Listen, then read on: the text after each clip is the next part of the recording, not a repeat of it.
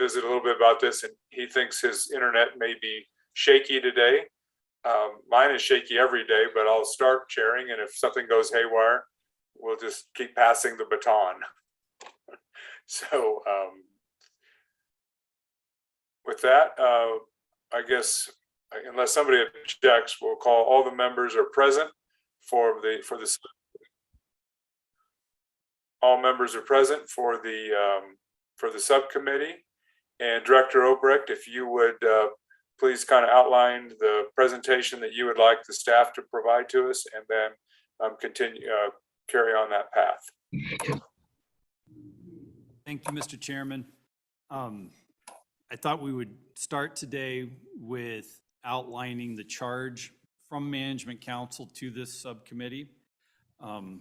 At Management Council's January meeting this year, there was a motion for the creation of a subcommittee to consider options for legislator compensation and benefits. The subcommittee is to report its recommendations on adjustments to legislator compensation or benefits to Management Council or another appropriate committee by December of 2022 for possible legislative action in the 23 general session. Thank you. Please proceed. I think, is there any questions from this subcommittee? To be clear, that Management Council was a different Management Council than the one that is currently in place, because successive to that meeting, there was a change on Management Council as far as the membership. But we'll still carry out our charge at that direction. Please continue, Director Obrecht. Mr. Chairman, then I think if there's no questions from the subcommittee, we can start with the documents provided by staff. The first one is the current compensation available to members of the Wyoming Legislature. It's dated June 8th, and Anthony put this together. It starts with session compensation. And Mr. Chairman, I can either walk through this for the subcommittee, though I suppose you are all well aware of what compensation you currently receive. So I think probably everybody's very capable, it's well laid out very nicely. Are there any specific questions that the members have for any of this first memo that Mr. Sarah put together that you'd like to bring to our attention?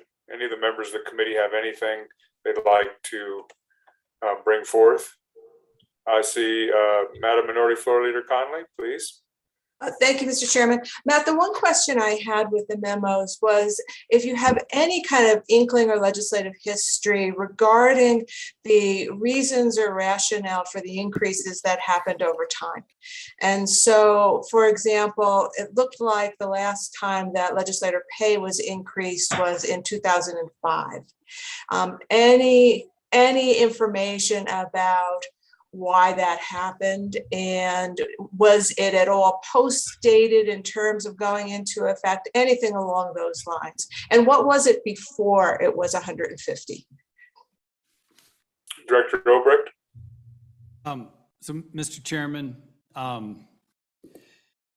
it is first, we don't have, like a lot of things in Wyoming, great legislative history on why those increases were made at the time they were made. We do have a chart of what the legislative salary was prior to the most recent increase, and Abby's getting that together right now. I would say that whenever there is a salary increase for the legislature that is required to start in the next, for the next legislature, not the current one, due to the constitutional restriction on one legislature increasing its own compensation. Thank you. Any follow-up, Representative Conley? Thank you, Mr. Chair. No, but I would like to see when Abby pulls that together, what it is and what the salary was, as well as per diem, if that was also part of the increase. Thanks.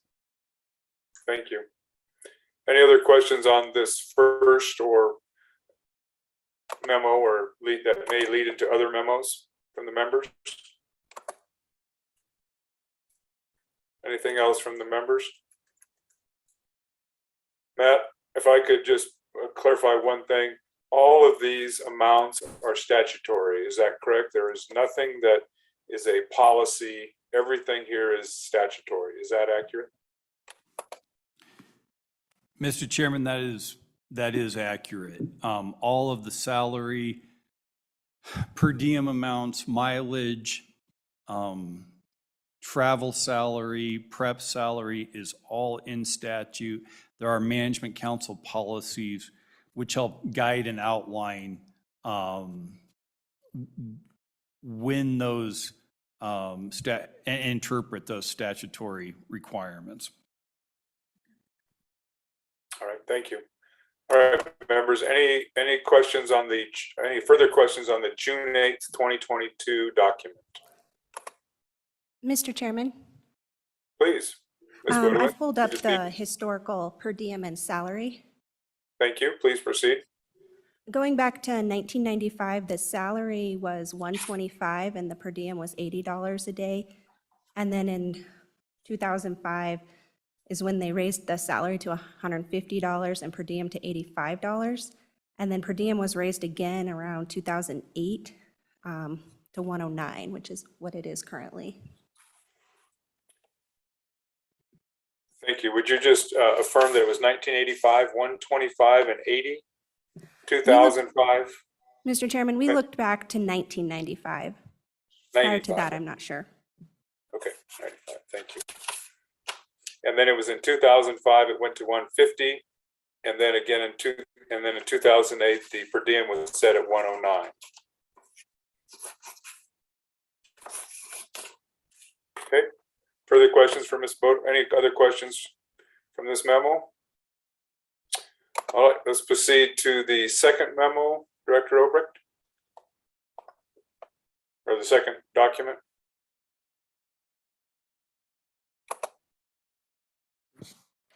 This is the comparator state legislators compensation. Yeah, Mr. Chairman, and maybe before we get into that document, and Abby also has a PowerPoint that summarizes that quite nicely. I think one reason that Management Council gave you all this charge can be illustrated in our interim committee staffing statistics. This was a document that was posted yesterday to the website and sent to all of you, but it's something that if you've been on council, you're well aware of. I discussed this each spring. It outlines the number of meeting days that the legislature has had. And it's illustrative that in 2005, in the last year you increased your salary, the number of meeting days the legislature had was 103. That number has steadily increased until last year it was 155 meeting days a year. So legislators are devoting more of their time to their legislative duties each year. And one measurement of that is through the interim committee meetings that you all are participating in. Thank you. Any questions? Representative Brown. Thank you, Mr. Chairman. Matt, on that note, I'm just kind of curious. It seems like, and maybe I'm wrong here, but it seems like when I joined 6 years ago, we had less staff per interim meeting. And it seems like we've got additional staff coming in. And I don't know if that is all the time, but I know that we typically have to have IT staff and stuff like that. Is that a big portion of the increase, or is it just the amount of days that we're seeing there and just the amount of meetings that we're having? Director Obrecht. Mr. Chairman and Representative Brown, great question. So if you're looking at this document that's titled LSO Drafts and Interim Committee Staffing Statistics, the column I was referencing is titled Meeting Days. It's the third to the right column. But if you look at the column next to that on its right, it's staff days. And this is to your point, Representative Brown, that our number of staff days have increased, almost 3 times or over 3 times. And the reason for that is, first, more meeting days, but we have just had a fundamental change, probably under my leadership, on how we staff interim committee meetings. We use them as a training tool for new staff. We also want to expose more of our staff to the legislative committees because of how important the committee work is to a part-time citizen legislature. To your point also, Representative Brown, with live streaming and different IT issues, we do have more IT staff that go along to committee meetings. And frankly, committee meetings generate more work for staff than they did in the past as well. Thank you very much. Any follow-up? Any other questions on this document? Any other questions? All right, Director Obrecht, if you think it's time to move on, please proceed. Okay, great, Mr. Chairman. I think I'll hand it over to Abby at this time to present her PowerPoint. And that is kind of a companion to the research document produced for this meeting, Legislator Compensation Comparison of Wyoming to Other States. Perfect. Ms. Bodewins, please proceed.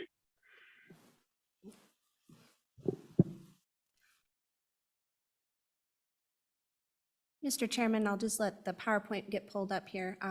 Matt asked me to present this paper. Donna Shippen and Kaylee Pickenpaw wrote this year's paper, but I was involved with the writing of the 2019 paper on legislature comparisons. And so to kind of use some of the information that we gathered in the past, which, to be honest, with COVID wasn't worth redoing, with all the additional committee meetings and online stuff. We used the 2018, 2019 meeting day data that we collected, and then really went in depth for this study onto the salary information benefits and provided more detail on that in this 2022 study. Okay, please proceed. So we used the same 10 Western states to compare Wyoming to. You'll also see we pulled some national trends in terms of benefits and all of that. So you could see around the country, what people are doing. New Mexico is still the only state in the nation without a salary for legislators, and that's constitutionally prohibited. Most states offer either a daily salary or a hybrid salary, which can include kind of a combination of an annual, monthly, or daily. I would almost put Wyoming in that hybrid category because you do have the 2 days monthly salary, with the $300 a month, plus any additional meeting daily salary. 7 states have in statute automatic or scheduled salary increases. 2 states require the legislature to adjust salaries at the beginning of each term. 2 states have constitutionally created commissions that are required to adjust salaries every 2 years. And then 2 states tie legislator compensation to state employee raises. Now, Kansas is one of those states, but every time in the last few years that they've given a state employee language, they've not withstanded the legislature, this provision that requires this, and not given legislators a raise, which is why you'll see further down that Kansas is one of the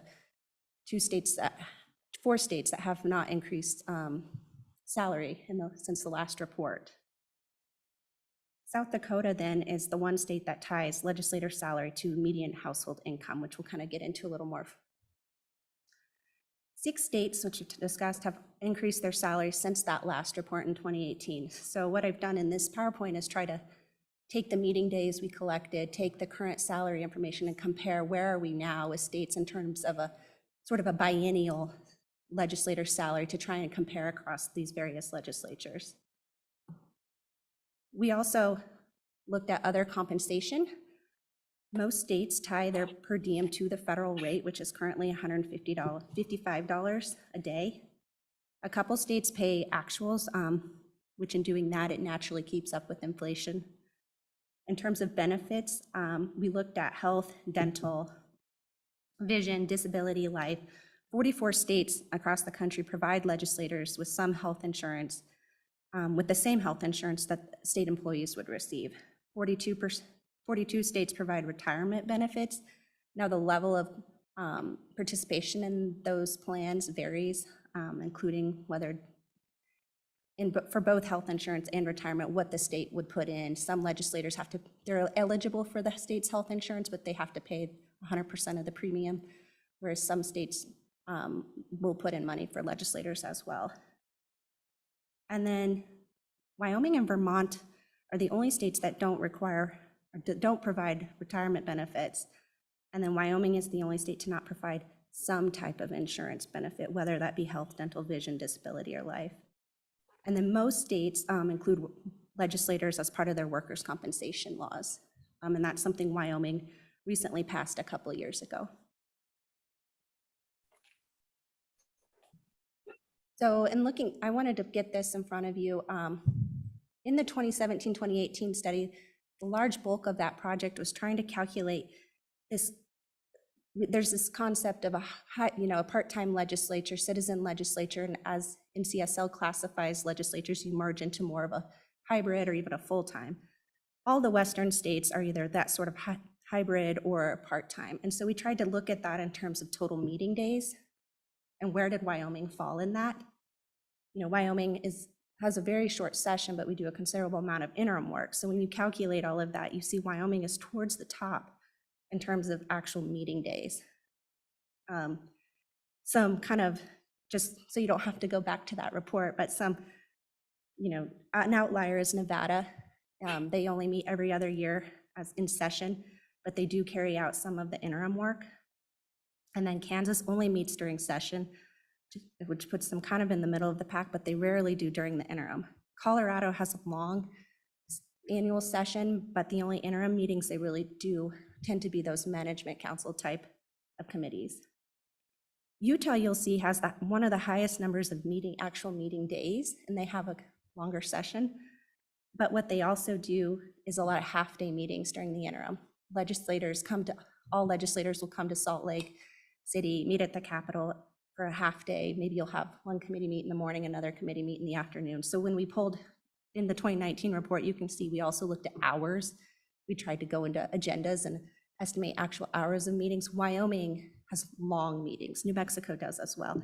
Utah had fairly short meetings, but I decided to use meeting days for the purposes of this comparison because anytime you're meeting, you're away from your personal business, family, home. So it seemed relevant. And then New Mexico is very high, which is interesting since they don't receive a salary.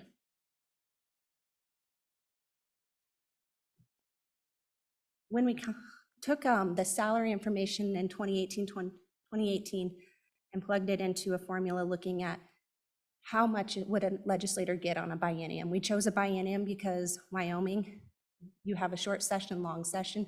To really get an accurate comparison, we wanted to do 2 years. Same with Nevada, since they're meeting every other year. So if you want an annual average salary, divide all of these in half. You'll see Wyoming was towards the low middle of the pack there, with Utah, North Dakota, and Colorado really having higher salaries. We took, with 6 states of these states having increased their salary, I took the same 2018 biennium meeting day and plugged it into with the 2022 salary.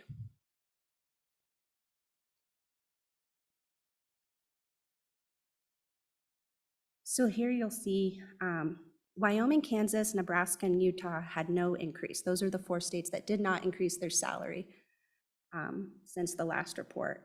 Colorado and South Dakota had the largest jumps in salary. Colorado went from, I believe, a $30,000 annual salary to up to about a $41,000 annual salary. On the next slide, you'll see I did the biennium salary increases from 2018, where has each state kind of gone. And that's where you'll see the highest, South Dakota, Colorado, and then Idaho. Idaho, North Dakota, Montana, Nevada were all at 4 to 10%.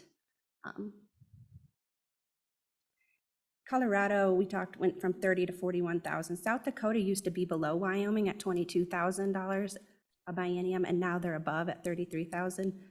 Nevada was below Wyoming at around 20,000 and remains below Wyoming at 22,000, but they're only meeting every other year.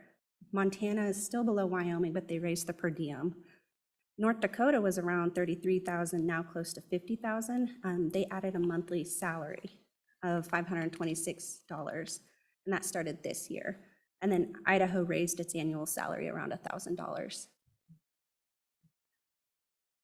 So the last thing I wanted to put before you is when you take that data we collected in 2019 report, looking at the meeting days, which legislatures are meeting the most, and then we rank, you have a ranking.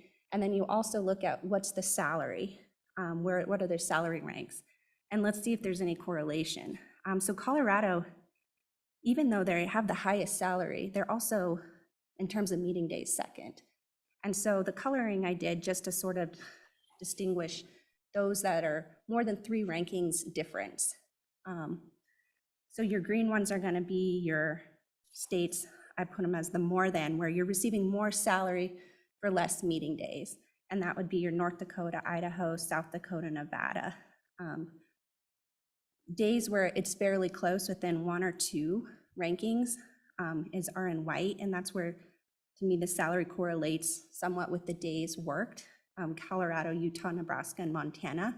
And it's interesting because those include high salaries and some of the lower salaries, but the number of meeting days those legislators are working also track. And then there's 2 states where legislators are ranked lower in salary, but much higher in days work would be Wyoming and Kansas.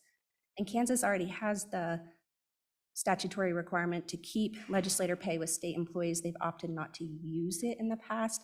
And then Wyoming is one of the few states that requires legislative action to raise salaries. And Wyoming and North Dakota, I believe, both have to do it statutorily. And then Nebraska is constitutional, so they need a constitutional amendment to raise their salary.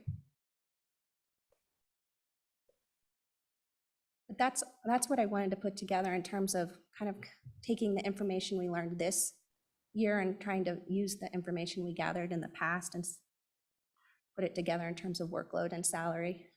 If you have questions on the paper, would like me to walk through specifics on that, I'm happy to do so. I also have Donna on the Zoom call as well for specific questions as to states. Thank you very much. Any questions for Ms. Bodewins on the PowerPoint or more broadly on the entire document?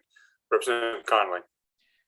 Thank you, Mr. Chairman. First, thank you very much. That's very valuable information and presented succinctly. So I've got a couple of questions in terms of the averages that you were using. So with the meeting days, I'm curious, how did you calculate that? So for example, I know the year that I served on recalibration, I met many more days than other years.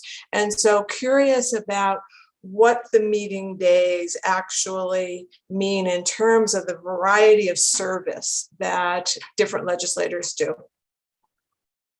Ms. Bodewins? Mr. Chairman, Representative Connolly, I'm gonna have to go back about 4 years to our methodology. I believe the way we did that is we actually, for Wyoming, it was very easy for us to get more precise numbers. We went and pulled every agenda for 2 years for every committee. And then we figured out how many legislators I think served on each committee. I could pull the data and the formulas and get you a much more precise answer, but that's what I recall. We also looked at hours. So if we could figure out if they went late, some committees go 10 hours a day. We tracked that for Wyoming. In other states, if we couldn't figure it out, we would look at their agenda. If it was a half day, it looked like a half day, we'd do 4. If it looked like a full day meeting agenda, we'd do 8 hours. And we went off of that. But Wyoming, we were definitely able to get more precise. Thank you, Mr. Chair. Follow up. So then I would imagine, tell me if this is correct or not, I would imagine that the range is quite large. So it does sound like you did kind of a true average and divided by 90 or something like that. But that the range would be large when you compare, for example, a freshman who has perhaps one committee assignment with someone who's been serving for 6 or 8 years and is on many select committees. Would that be a fair assumption? Ms. Bodewins?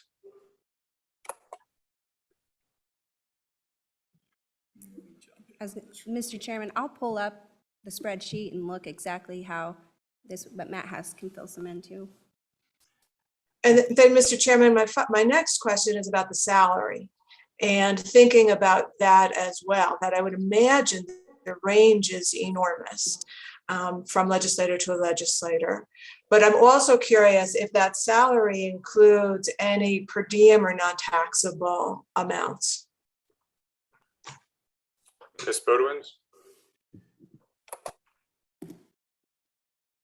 Mr. Chairman, Representative Conley, the salary calculations that I've used in this are solely salary.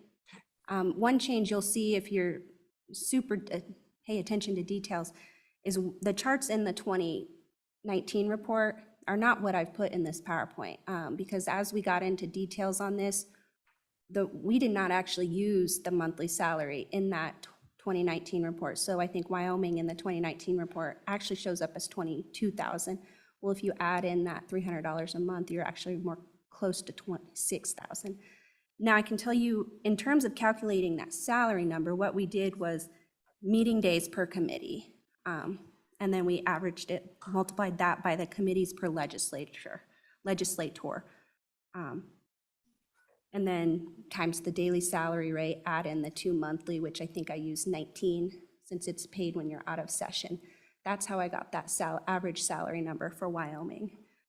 So we had the session, and then plus the session, we were able to calculate.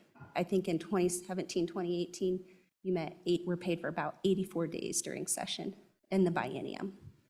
And so we added session salary plus biennium interim pay salary, which uses that average committee and meeting days per legislator. See, it's definitely average and it's an estimate. We have the actuals. You can see the ranges. Yeah. Thank you. Thank you. Any further questions on these two documents for? Mr. Chairman? Yes, Director.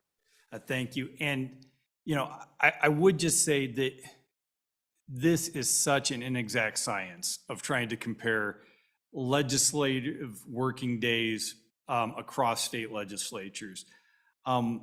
First, can you really compare the whole Utah legislature meeting for a day with 150 plus members being the same as one Wyoming standing committee meeting of 14 members, but our reports do that. But the other thing to take into consideration is we don't think that all legislative days in session are equal either. With Colorado having a 5-month-long session, their days aren't as packed with legislative activity as a Wyoming legislative day would be, where you can't get any personal work done during that day at all.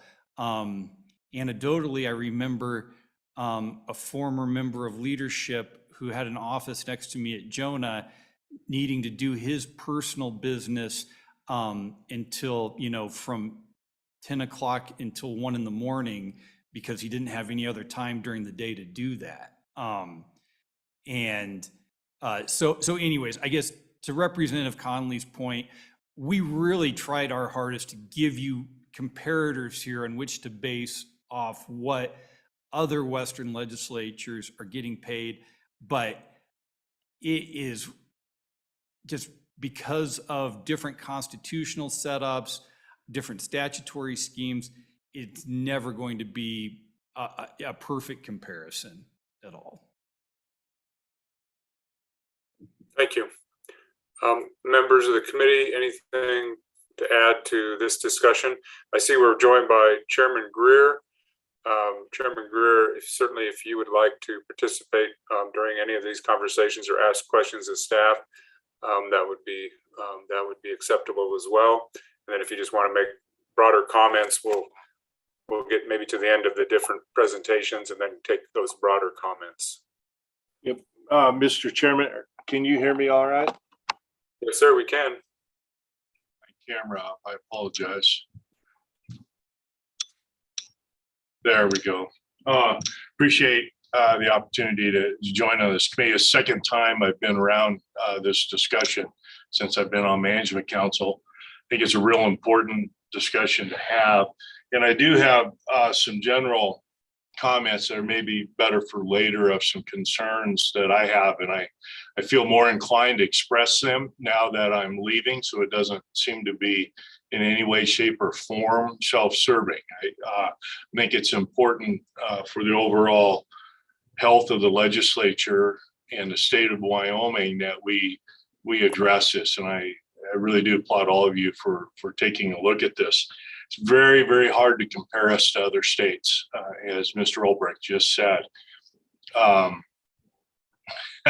The travel that's involved and then our strict adherence to being a citizen legislature is in jeopardy with the amount of work that we expect our individual legislators to do. And I think we have to look at this and have this discussion. I've got a list of comments or ideas as you get to that point in time. But as all of you sitting on here, I see 3 appropriators. I was an appropriator myself. When you start to take on certain committee assignments, recalibration is definitely one of those, but there are other assignments that will consume your life and make it nearly impossible to continue with your business or pay proper attention to your family. And these are things that we have to consider, either reducing the workload, and I've got some ideas. And so, Mr. Speaker, with that, I'll be quiet, but I appreciate the opportunity to speak on this issue. Thank you. Thank you. So I think if the members of the committee don't have any more questions on the current document, we'll move on to, I guess, the legislation review. And I don't know that we need to go through anything unless a member has something specific, or Director Obrecht, you think there's something specific that you want to bring out of this past bills related fact sheet. Director? Thank you, Mr. Chairman. I think the only thing at this point in time I direct the subcommittee's attention to is the last page, maybe start of, or the bottom of the second page, starting with 2019 in the recent bills that have been introduced that deal with legislator compensation. The first is House Bill 38 in 2019, and that bill actually passed the legislature to increase the per diem rate to the current federal rate, and then to also be adjusted whenever the federal per diem rate for Wyoming is adjusted on an annual basis, similar to our mileage reimbursement. That bill was vetoed by the governor due to an amendment that was placed on the bill that restricted per diem during the session for those who lived within 25 miles of the capital to only half of the daily per diem rate. So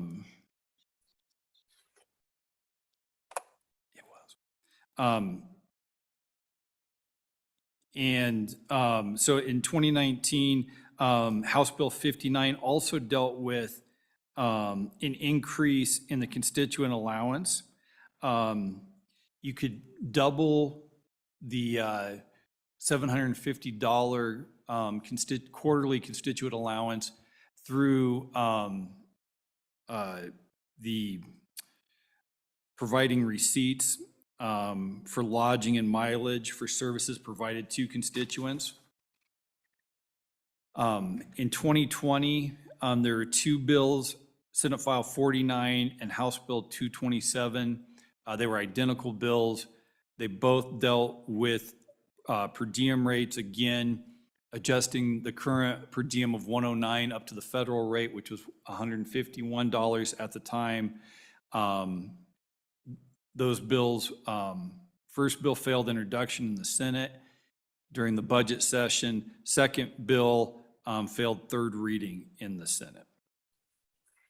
And Mr. Chairman, the other bill that kind of came out of Management Council's efforts in 2019 that Abby referenced were including legislators in the state life insurance plan. That bill failed introduction in the Senate, though House Bill 137, which included legislators in the workers' compensation plan when they were conducting legislative duties, did pass, and it was House Enrolled Act 54.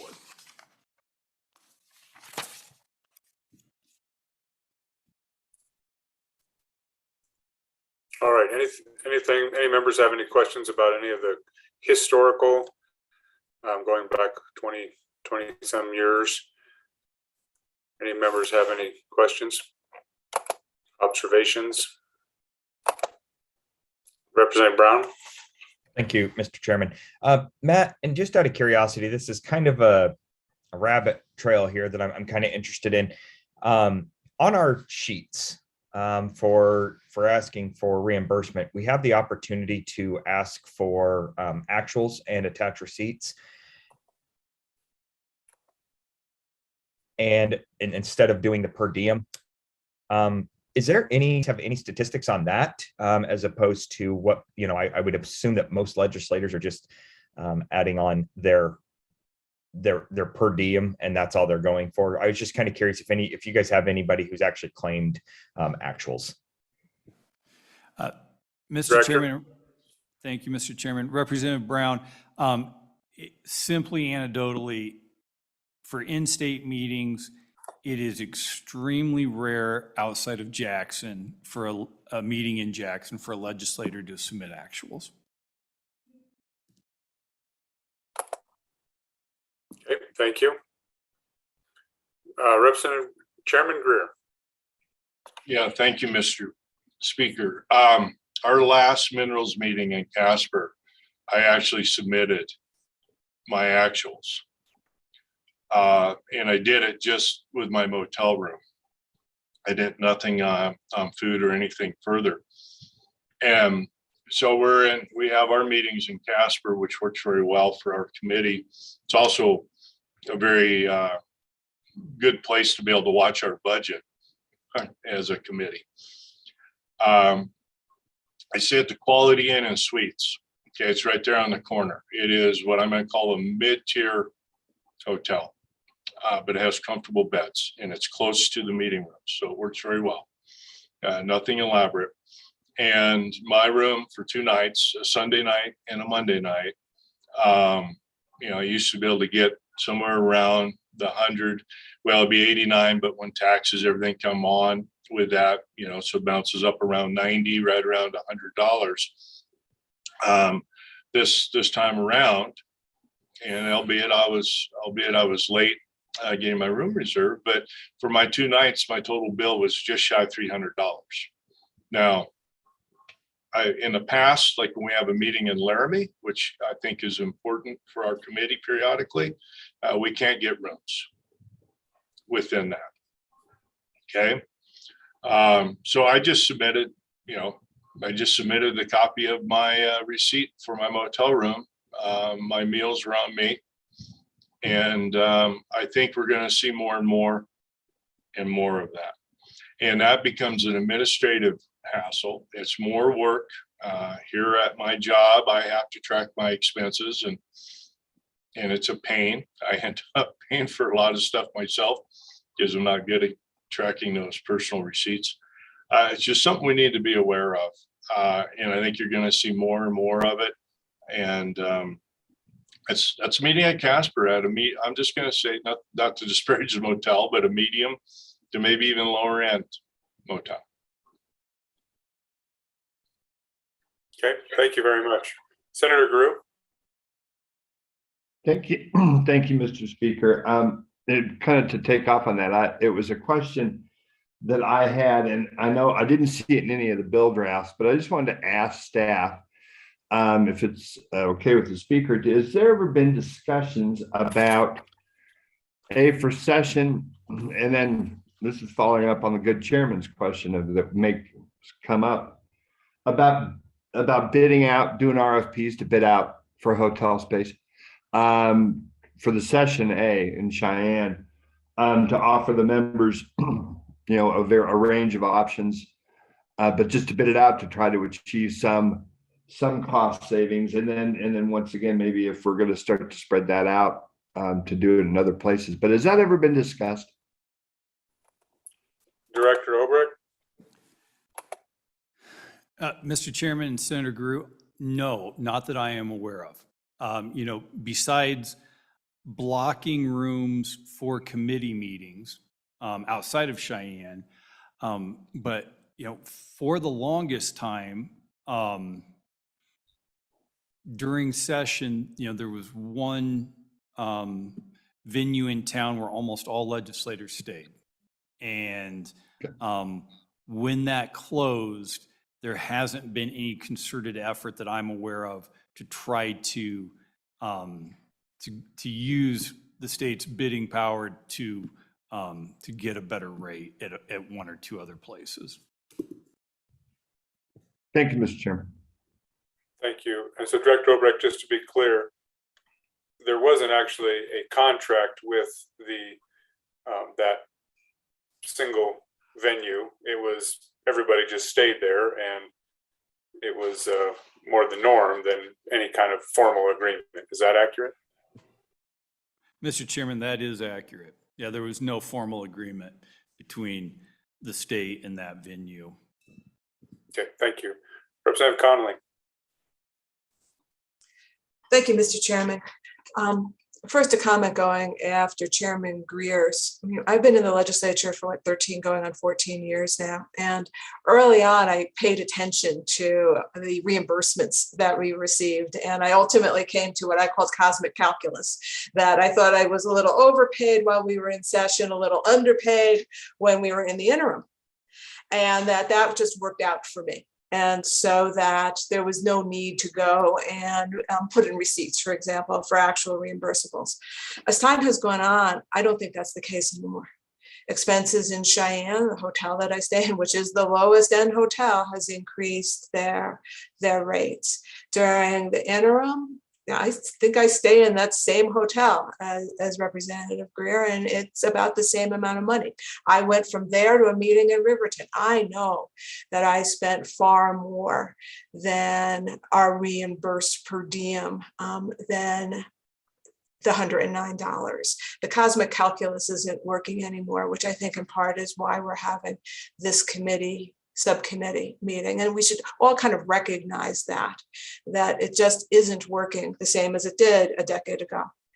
But my question for staff is, as we talk about this in terms of legislator compensation, isn't it true that these rates are not simply for us as legislators, but also for boards and commissions, that people who are volunteering in some ways for the state are being paid the same rate that we are, and I would say it's not covering their expenses. So my question is about boards and commissions. Thank you, Representative Connolly. And I think just for the staff as they approach this, both on the salary and the per diem, because some folks will receive both, some appointees to commissions or boards, and some may just receive one or the other. So would you speak to that, please, Director Obrecht, or whoever on your staff would be able to?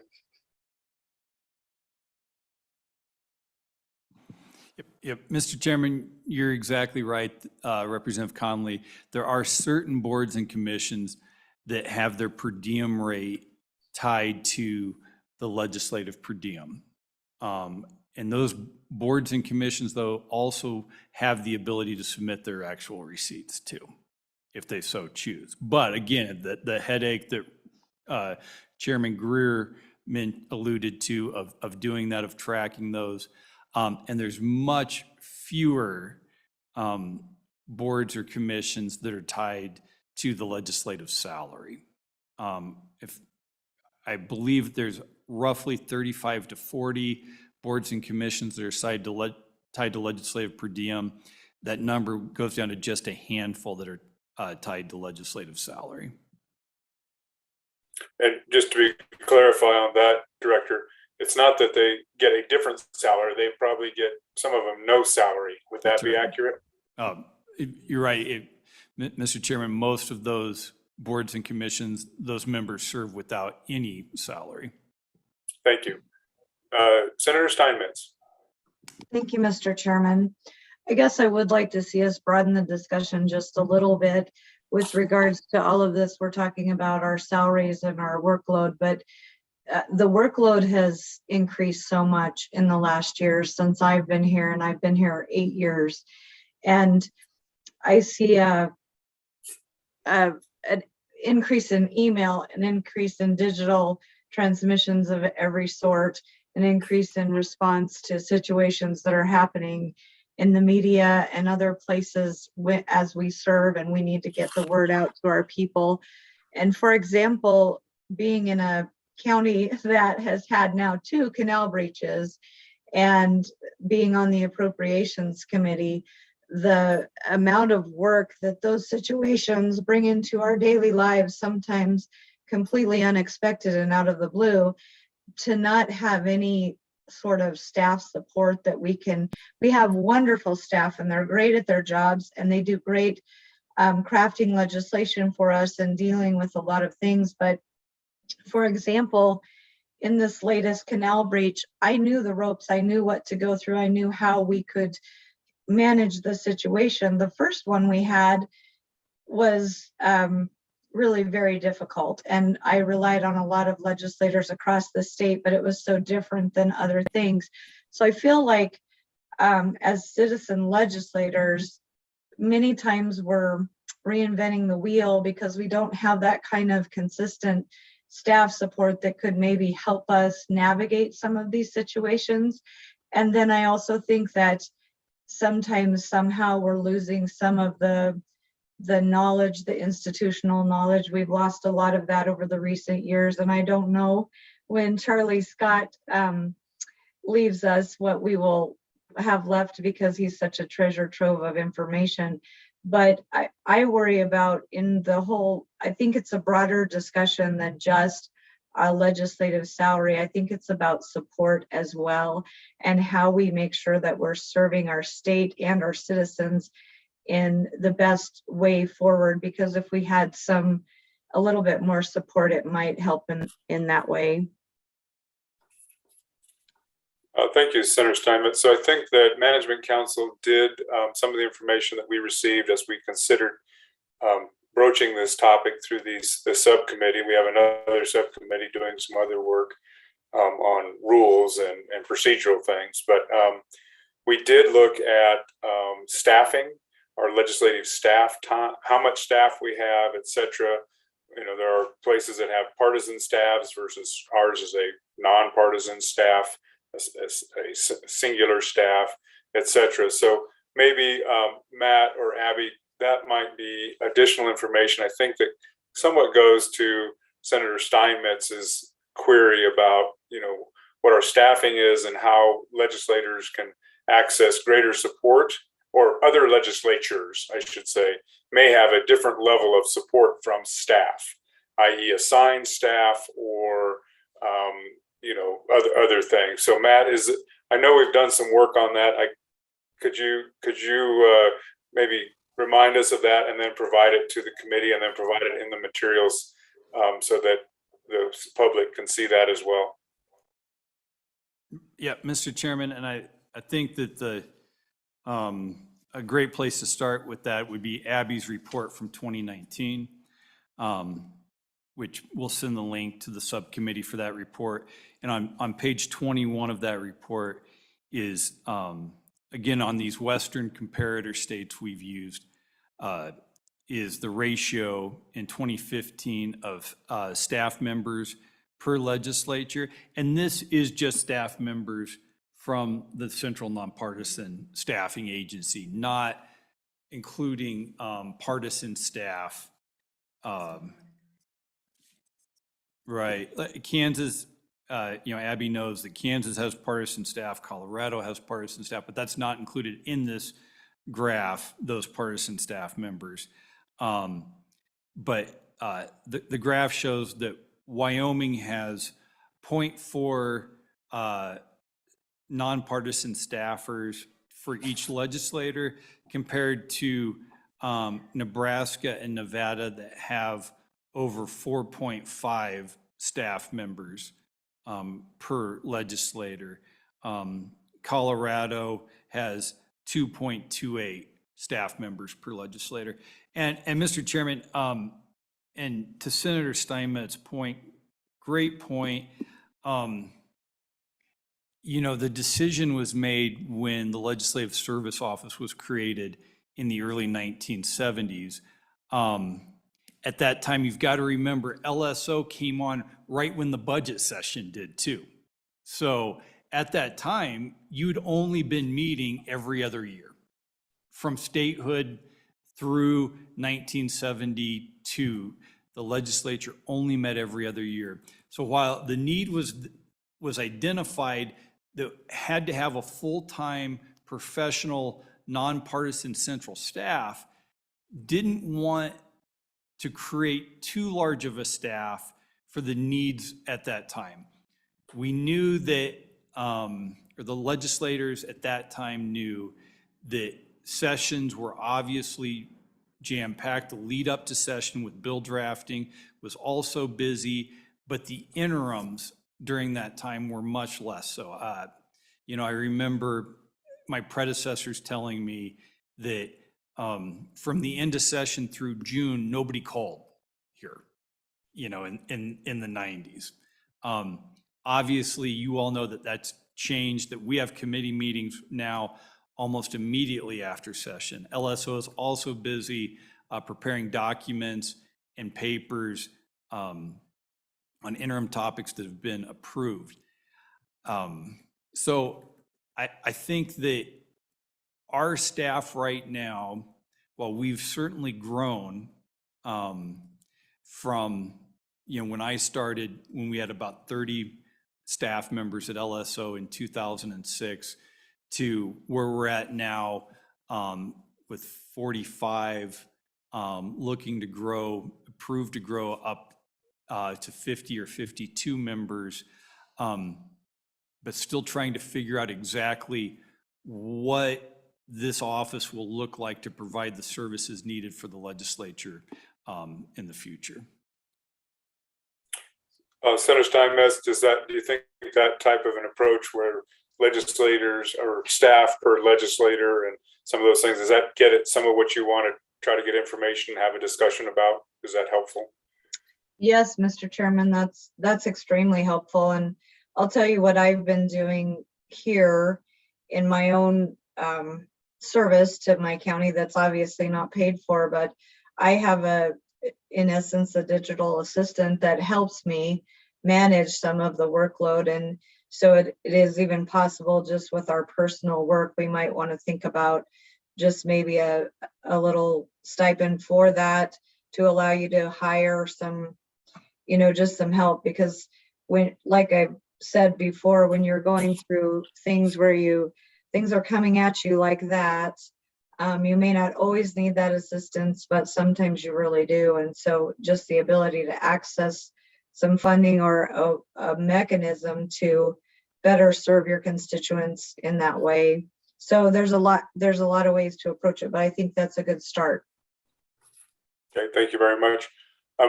Is there any other specific or anything follow up on that? And that we'll get we will be provided that link to that previous report, which is obviously based on information from a couple of years prior to that, but we can get it updated and the staff can help us get that updated. Anything else on that?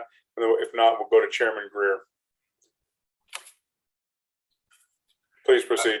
Yeah, thank you, Mr. Speaker. Sorry, I'm inserting myself into your meeting, but Senator Steinmetz is right on point. Number one item on my list is staff, and I'm not talking about LSO staff. Okay, we know that we need to get better staffed at LSO and provide Matt and his team with a better bench. But the simple fact of the matter is talking about, so I had the advantage of serving with Senator Geis, who's 35 years in the legislature, and he tells the stories of the, spouses used to go down, sit in the gallery and help them write amendments. And they take their amendments up to the front. That's how they were done before LSO staff came along. So as we've modernized, the pace is picked up. Now the quality of work is probably better. I'm kind of still old fashioned myself. I think slow is better, but that's all right. The lack of staff or assistance when things come up within your district, and I'm not talking about LSO because they've been great. If you need legal research done, they do it. That's their charge, and they're good at it. But just being able to deal, Senator Steinmetz talks in terms of the canal breach. I think she reached out to me because I had worked with Senator Bebout when we had one down in Fremont County that didn't really affect my constituents, but people that grow for us here. And you start getting flooded with calls to where your phone fills up. And if you're on appropriations, that'll happen every half a day. Just being able to reach out. So even something as simple and that I cherish is when a fifth grade class goes through their civics and you get 10 or 12, 15 letters. You're compelled to answer those letters and respond to those. And it is, our lack of staff is an issue. And Matt will have to correct me, but I do recall looking at Kansas was one of the lower paid legislatures, but they were staffed very well. So we're not going, I'm being cynical. As legislators, we're not going to increase our pay in Wyoming without a tremendous amount of pain. Okay, it's not going to be received well. And if we want to be a citizen legislature, we need one, either to cut down on the amount of work that we expect ourselves to do, or an alternative is to provide legislators with some assistance to be able to sort through emails, to be able to get a policy statement from a legislator and get that communicated out so that your constituent at least is responded to. And, so one of the ideas I had a few years ago was we're nested. This probably doesn't work with partisan politics very well, but you've got a senator and two representatives nested together everywhere but Sheridan County, but pretty close there. And you give them a staff person to help them. Some people are very good at using staff, some people are not. But it is something to look at where you're not giving, per diem's a different topic that I have strong opinions on. But salary is going to be really hard to increase salary. But boy, getting help to make you more effective, to be able to help you communicate in modern times with your constituents is important. Something it needs to be a greater discussion, Mr. Speaker. A stronger one and probably a lot more time than today. Thank you. So to be clear, I don't know how many folks are streaming live. We certainly do, I believe, all of us on this call and our legislative colleagues know we have a very capable and professional staff. What we're talking about is the ability to broaden the of types of assistance we as legislatures could get on behalf of our citizens. Our staff our current legislative service office is designed for a very specific purpose. That is to support session and interim committees. And I think what we're talking about now, to Senator Steinmetz's point and Chairman Greer's point, is how we could maybe broaden out or give some other duties or other personnel new duties that would support individual efforts, legislator efforts. So I want to be clear that we are very thankful for our professional staff and confident in what they do and how they do it. These are just explorations of what other things that we could do through staffing that would assist legislators in their service. So any other questions or comments in general from the committee? Director Obrecht, I'll pull up the documents. I think we've walked through all of the documents now, or at least reviewed a summary of all of the documents. Is that accurate? Yeah, Mr. Chairman, you have. Okay. So Director Obrecht or whoever's on the, Donna, whoever's on the Zoom, is there any public that would like to give any comments?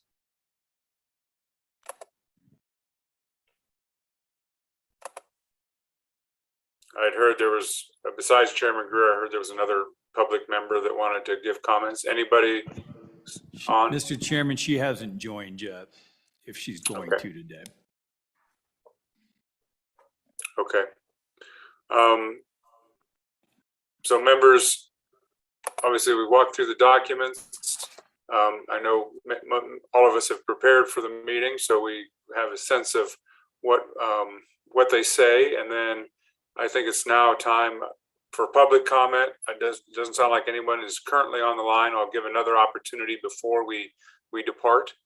But let's go ahead and solicit committee directives for a subsequent meeting, so that we can so that if we choose to make a recommendation, it'll be ready for Management Council and other committees at the appropriate time. So I guess at this time, I'll just start with our Senate colleagues. Senator Baldwin, Senator Greer, Senator Steinmetz. Is there any additional research or potential bill drafts or bill suggestions that you would like in preparation for our next meeting? My Senate colleagues. Senator Greer, please. Thank you, Mr. Speaker, soon to be Senator. I do, before I start, I want to notice that all the Senate members are former House members, so that's kind of, that makes it easy because we've all been on both sides of this. I noticed too, going back to the good chairman's comments, that a lot of these pay increase bills died in the Senate somewhere along the line, and so I think we need to be cognizant of that and trying to figure out what. I agree with the chairman. It's going to be difficult to raise our pay. I know that there's a lot, just a lot of angst with the members about doing that and the perception that throws out. I don't frankly buy it myself, but I know that it's real. I know that it's there. So I kind of separated my comments into two, or my ask into two separate categories. And one was to, I alluded to it before, but also to try to do things that might help the legislators help our colleagues during the session, but not do it in such a way where we're getting direct compensation. And the first one was, and I mentioned it before, about bidding out hotel space. We seem to be, in the last couple of years, when the Capitol was new, we had all our meetings in the Capitol, or a lot of them in the Capitol. And so we were all spending a lot of time in Cheyenne. I myself rented out a place for a few years, and I know Senator Steinmetz has places herself, but a lot of legislators don't. So I think maybe looking at bidding out hotel space, and now in the last year, I know we've had a lot of meetings in Casper at the new office building there. So maybe even just in those two communities about bidding out hotel space, I'd like to see us research that to see if there isn't some economies of scale that we could achieve. Whether, and just kind of throw it out there, because I think some of our hoteliers might take us up on that as a way to actually spread out, even out their costs and things where they know that they would have a ability to have a certain amount of meeting room space, room nights taken up. Another idea that I had about time, we in the Senate have been blessed, actually, I think, to have phenomenal help in our kitchen and food service. I know that folks in the House have talked about it quite a bit. One of the things I was thinking about was maybe having the staff research that, about having more healthy, more options and for food service for the members during the session that it would help with their expenses in procuring that. In procuring food, that'd be a way to help stretch the dollars that that legislators have to shell out while they're down in Cheyenne. So it's just an idea about that. The others, so that was just kind of on that side of the ball. Now on the other side, as far as compensation goes, I would like to see us work on the per diem. I think it's necessary. I think, like I say, I think it's time to look at that. In addition, I mean, it jumps out at me that 49 states offer some sort of health benefit and we don't. 44 states offer the whole smack. And once again, we don't offer that. I also know in the real world with the group that we serve with, that may not pass muster. If it were not, I'd also like to see as an alternative to research a cafeteria plan that members could opt in and opt out of, including health savings accounts. Like I say, myself personally, I think the insurance thing is a no-brainer. But I also want to try to get something that the members can take a hold of and feel good about, and something frankly that could pass. So that would be an alternative idea to that. So, you know, a cafeteria plan would include things like a wellness plan, a health savings account, maybe even just a supplemental payable. Some of the members, myself included shortly, are a little older and maybe help pay a supplemental fee for Medicare, or to be able to opt into the state health insurance plan for themselves, or some other way. But like I say, a cafeteria plan offering different choices that people could opt into for their own, you know, then they could make their own choice. And if then they had to justify to their, you know, what they felt they could justify to their constituents. So that's my list of just ideas. So just throwing that out there. Thank you, Mr. Chairman. So Senator Guru, so on the cafeteria plan, and it seems to me like you're talking about a potential list of benefits, which may include the ability to hire an assistant as one of those uses for a set amount of funds. Is that kind of what you're envisioning? Just so I understand, a cafeteria plan, of course, is an employment type thing. This is a little different than employment. We're elected officials, and we may, other folks, to Senator Steinmetz's point earlier, she may want to use it for, you know, hiring some assistants and not for, you know, opting into a benefit plan. Is that something that you would be amicable to?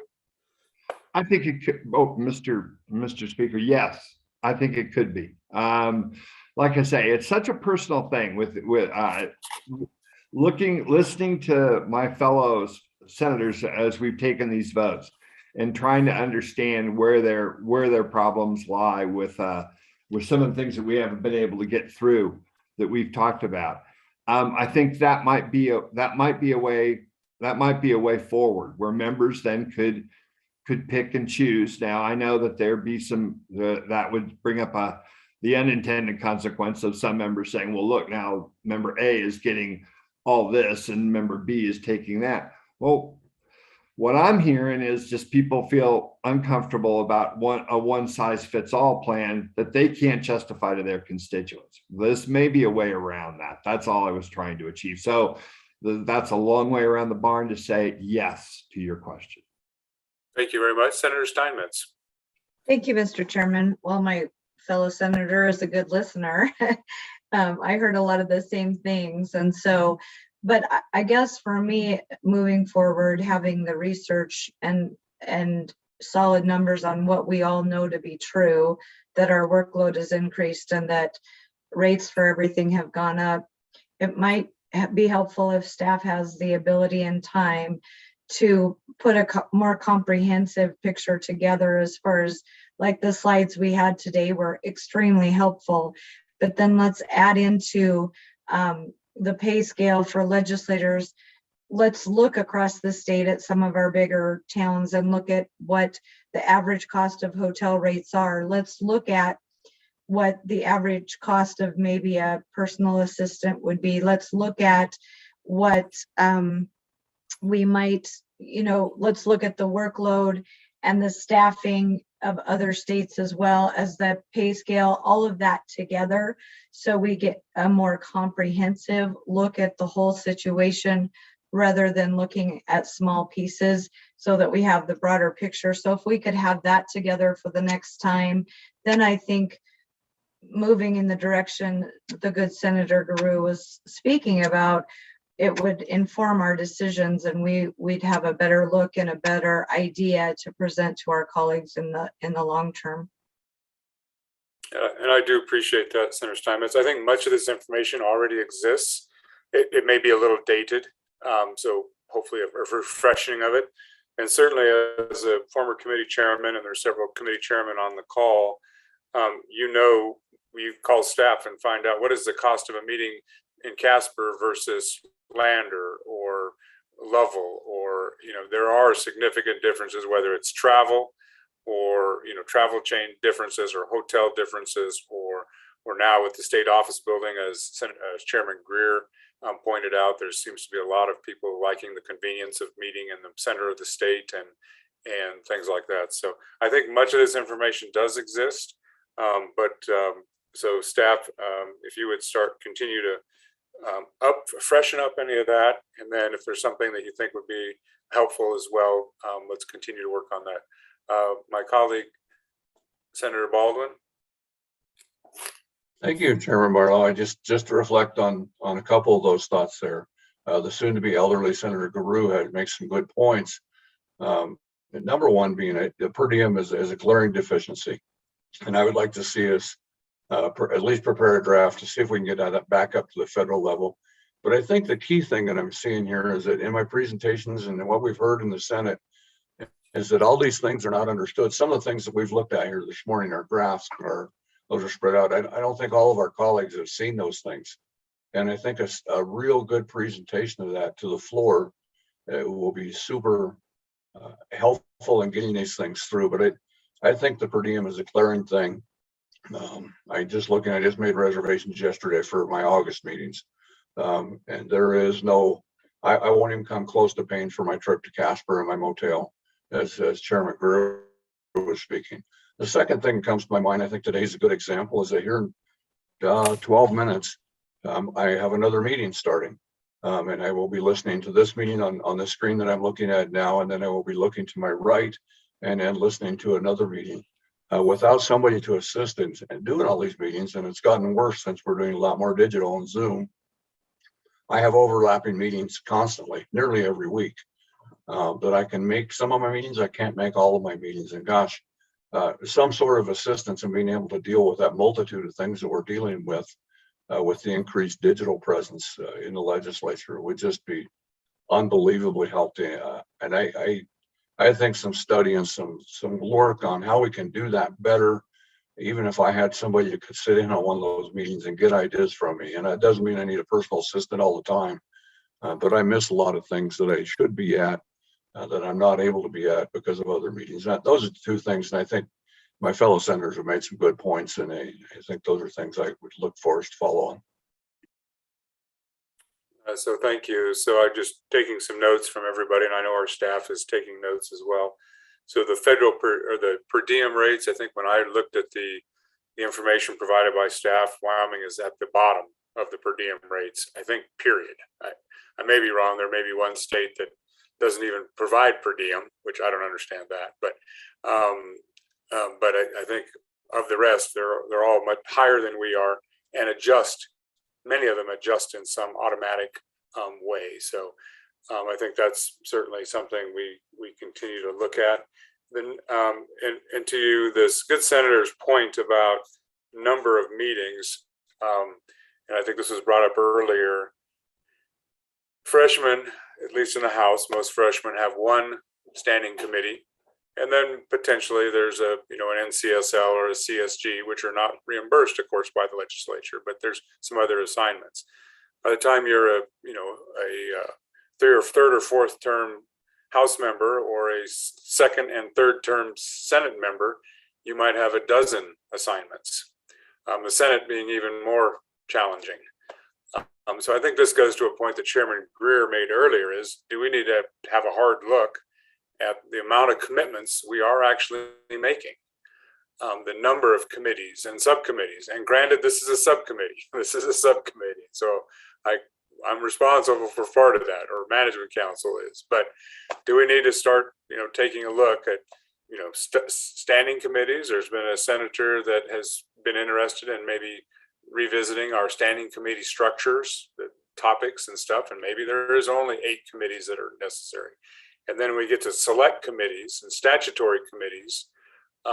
We keep adding them on, and then we have task force, and then we have, governor appointments that we use. So I don't know how many. I think I heard at one time that there are senators that are serving on 12 to 20 different committees of some sort or another. House members, I don't think, have quite that load because there's more of us to spread things around. But anyway, so I agree that we need to do things to help ourselves do good work, but I also think we need to are we doing the correct work? Are we rationing ourselves, or rationing how thin we spread ourselves? Any senators want to pitch anything else out, and then I'll go to my House colleagues. All right, Representative Connolly, anything you want to bring up as far as needing more work or needing more information or ideas you want to follow up on? Thank you, Mr. Chair. Yes, I do have a couple. Even though it has been said that there's not much appetite for raising salaries, I would like us to revisit it. When I put into an inflation calculator the $150 that was passed in 2005, that's over $227 a day right now. And so I would like us to take a look at that next time. And I would suggest that we put that dollar figure at $230. Right. But my idea is to push it out 5 years. And so that no sitting legislator will get that increase in salary until he or she has been reelected. So I'd like to see us continue that talk about pay. My next is, I think there's a lot of appetite for increasing per diem to the federal rate, but we can go back to that old bill, but not include that amendment that penalizes Cheyenne legislators. So let's just have that be a clean bill. So that would be my second.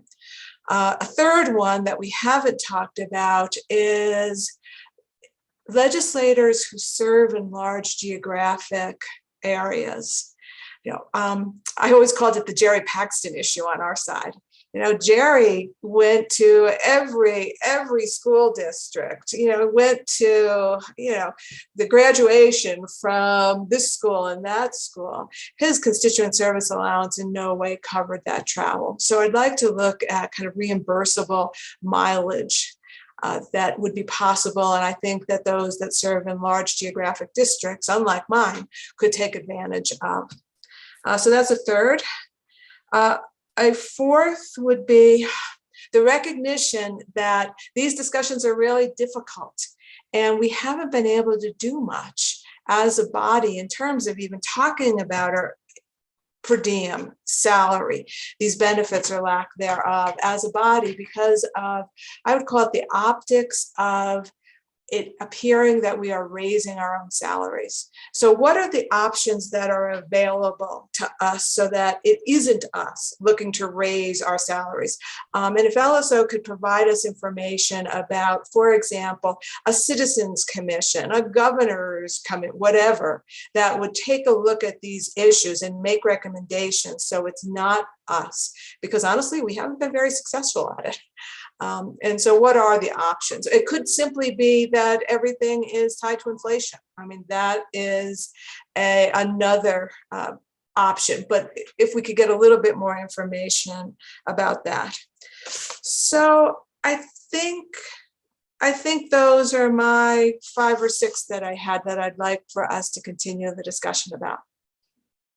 Thanks, Mr. Chair. Thank you very much. Representative Brown.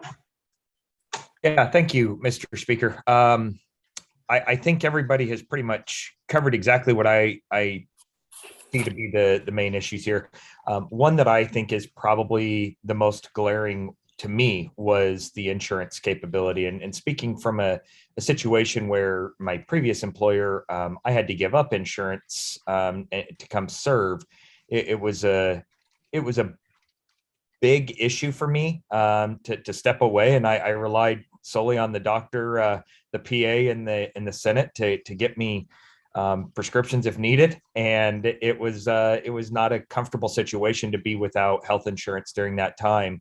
And I do think that having that insurance option, and again, I fall back to Senator Guru on this as well, that an a la carte option where you could pick and choose if that's necessary. But I do think that we're seriously in a position where we're lacking good quality candidates that have the availability to step away from their full-time job because they can't afford to lose their health insurance for them and or their families in that certain circumstances. So I think that's one issue that I'd like to see addressed. And then I also agree with Representative Connolly that the pay is certainly something that needs to be addressed as well. And looking at some of the per diem stuff, for those, I was looking at Colorado and some of those others that have a possibility of restricting it to those that are closer to the capital as opposed to away from the capital. Again, I think that's a tougher sell unless we adjust a little bit of everything across the board. Again, stepping away from a full-time job to come serve in the legislature costs a lot of us money. And certainly, the majority of us, maybe with the exception of Representative Greer, are able to continue to do that.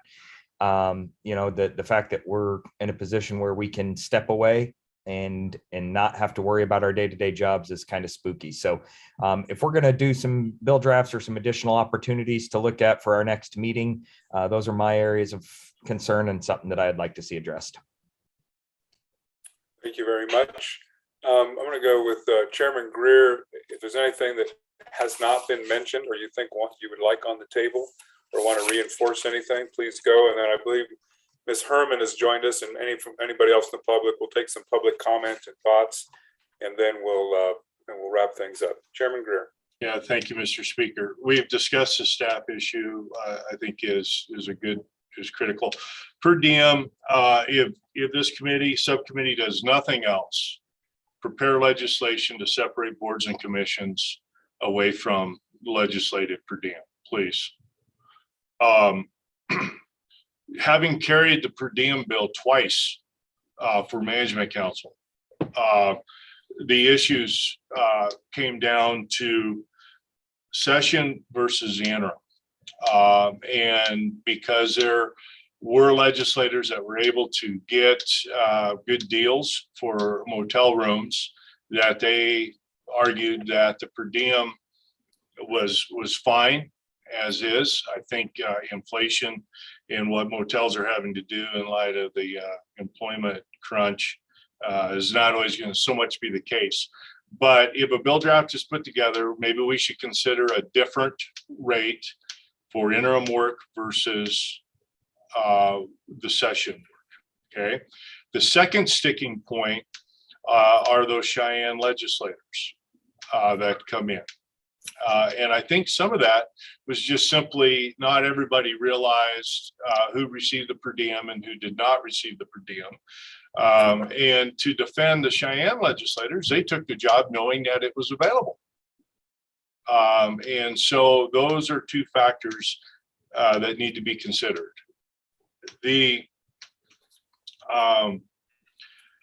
Some of the other issues with the salary, and I had written down some concepts looking at all of the other states where maybe you do a fixed amount based upon a 40-day biennium that's X at the current rate. Maybe with that you add for the House members, you throw in whatever 3 to 6 committee meetings. For the senators, you've got 6 at least, or on 2 committees. And then if you go over that amount, it's a higher rate for the additional work. I'm just giving ideas to look at. I've had more than one new legislator and some who would never vote for a pay increase. but come to me and tell me that a pay increase would make a difference for them, would be helpful to relieve the burden of serving. I've been fortunate enough that I don't have to worry about that. So what has happened is you start to see the demographic of the legislature move more towards people who can absorb additional costs or people who are retired. People who are retired are very important, a great segment of our state. However, we need younger people. We need younger people of both genders, by the way. And so those are some things to think of. So this committee, my recommendation, at least for some action, separate boards and commissions, start working on a per diem bill, and make sure that consideration is given to the two main sticking points, which was interim work versus session work. And then also be mindful of the fairness factor associated with our colleagues that are in and around Cheyenne. Okay. And by the way, New Hampshire doesn't have per diem because New Hampshire meets at 4 p.m. and everybody drives in because they're capital centrally located, and then they meet all the time. And they do it later in the day so they can go run their jobs during the morning and the early afternoon, and then go legislate later in the day, which is a good true citizen legislature. Aren't there like 400 of them also?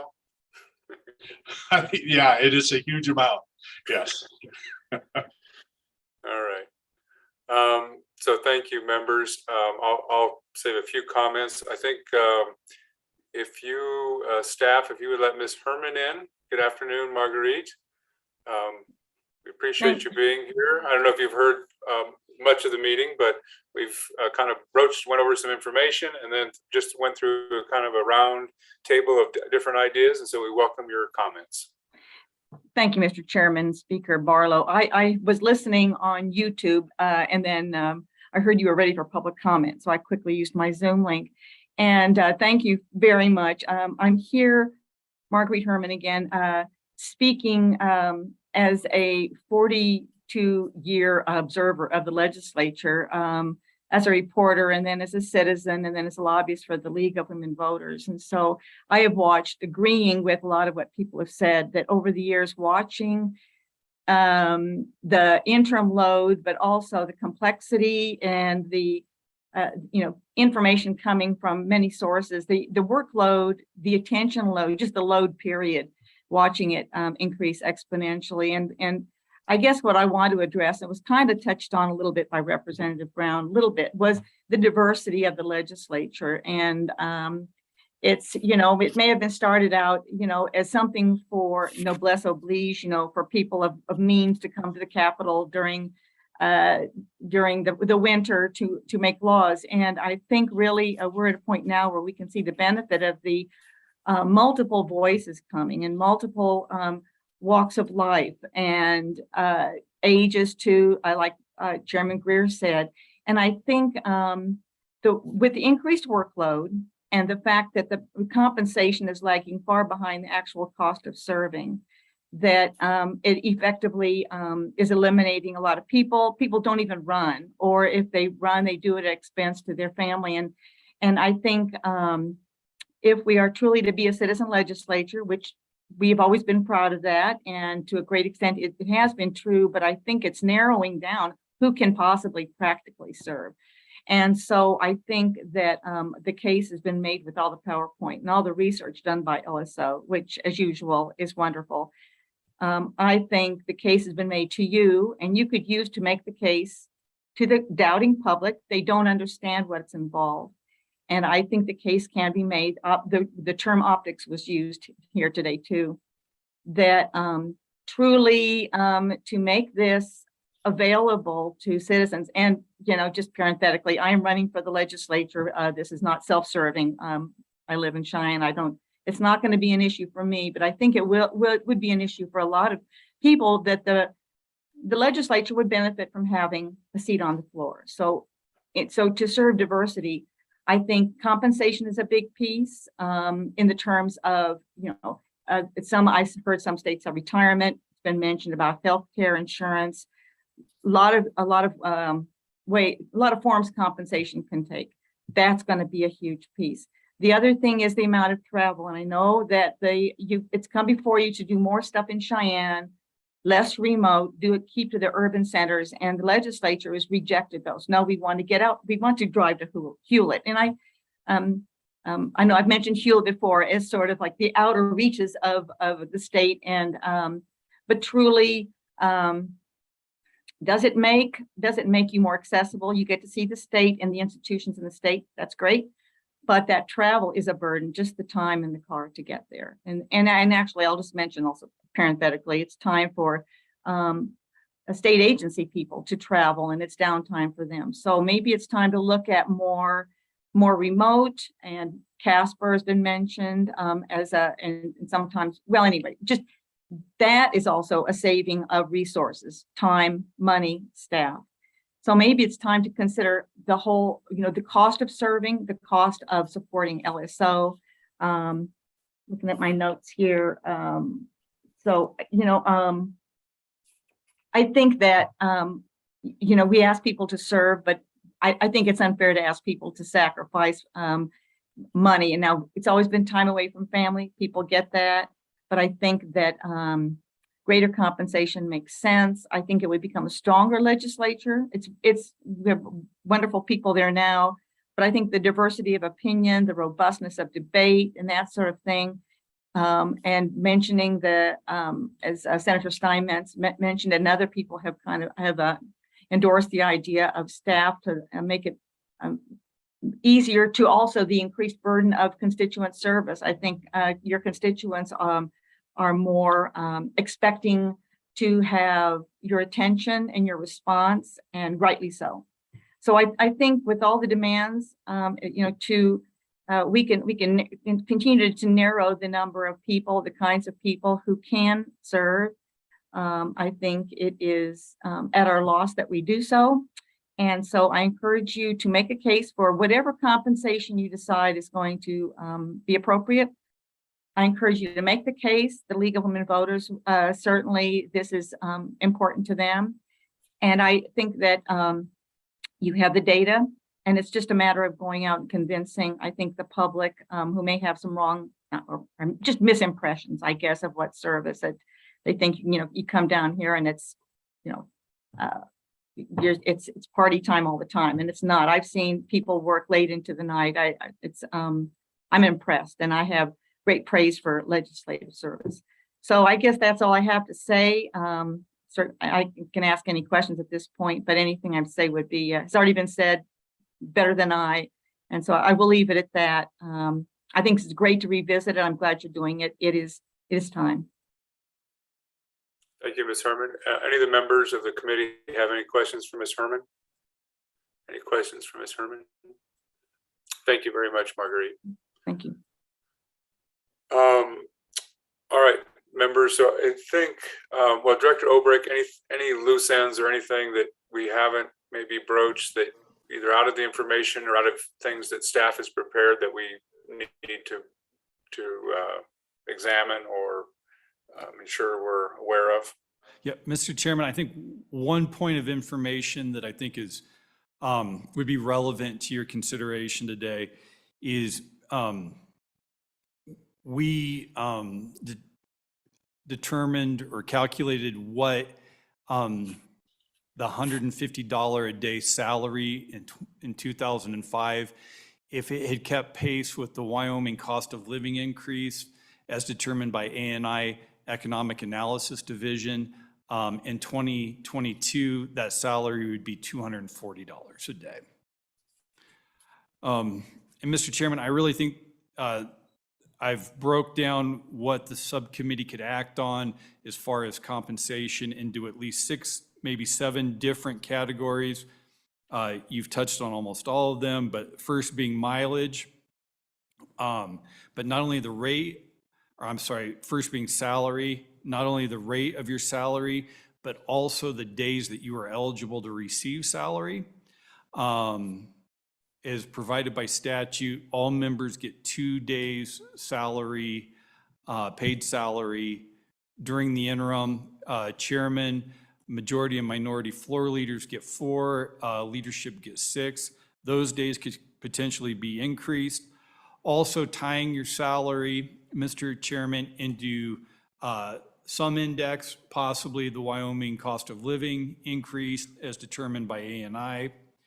The second area would be per diem. Third area would be mileage.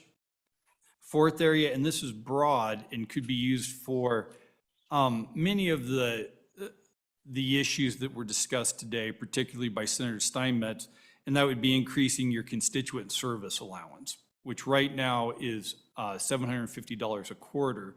But if members felt like they needed to have more assistance personally, that could be an area to be increased to provide for that. Fifth area would be legislator insurance. 6 would be potentially increasing or examining legislator retirement. The 7th area I have, Mr. Chairman, would be, I just termed it as other, but potential reimbursement for dependent care, maternity leave, and other items such as food service during the session. All right, thank you very much for the summary. Members, did anybody not hear some categorically something that they had of interest? Everything that we've talked about fits into one of those categories. Representative Brown? I guess it's just a quick one, Mr. Chairman, and certainly not self-serving here, but something that did come up this past year is chairman and vice chairman on select committees.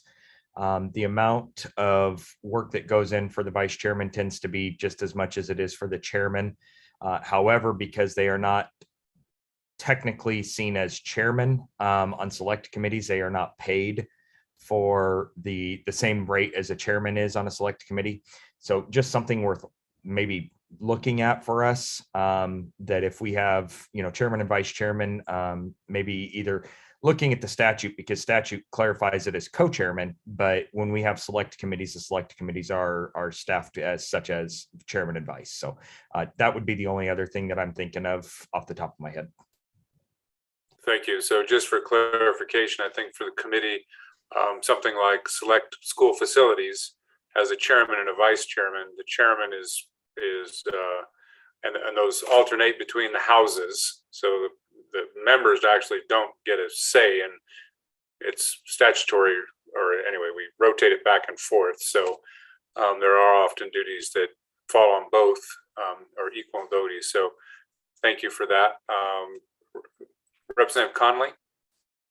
Thank you, Mr. Chair. The one issue that I didn't hear was the options for review of these issues, so that we can either choose to review it like we are now, ad hoc every 5-10 years, or should we be able to tie these rates to inflation? Should we have a citizens commission? Just what are the options that are available to us? So Matt, I'm hoping that we could get a little bit of an overview about those options.